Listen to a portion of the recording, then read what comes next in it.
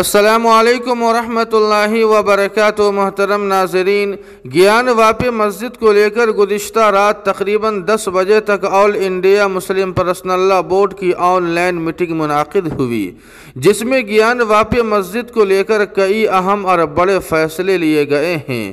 سب سے پہلے یہ فیصلہ لیا گیا ہے کہ مسلم پرسنل لا بورڈ مسجد کمیٹی کا بھرپور تعاون کرے گا۔ مسلم پرسنل لا بورڈ کے وکلاء کی لیگل اور قانونی ٹیم مسجد کمیٹی کے وکلاء کا تعاون کرے گی۔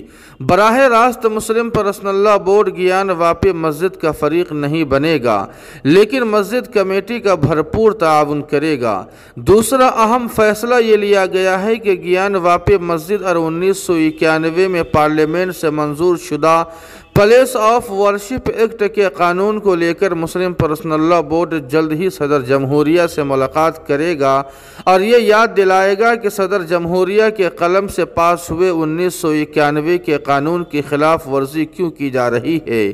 اسی طرح آپ کو بتلا دیں کہ بنارس کی عدالت میں آج جن معاملات پر سماعت ہونی تھی وہ سماعت نہیں ہو پائی ہے، اس لیے کہ تمام وکلاء ہڑتال پر ہے۔ اور دوسری اہم بات یہ ہے کہ آئندہ کلیانی جمعرات کو گیان واپی مسجد کو لے کر سپریم کورٹ میں سنوائی ہونی ہے، اس لیے دعا کیجئے کہ اللہ پاک عافیت کا معاملہ فرمائے۔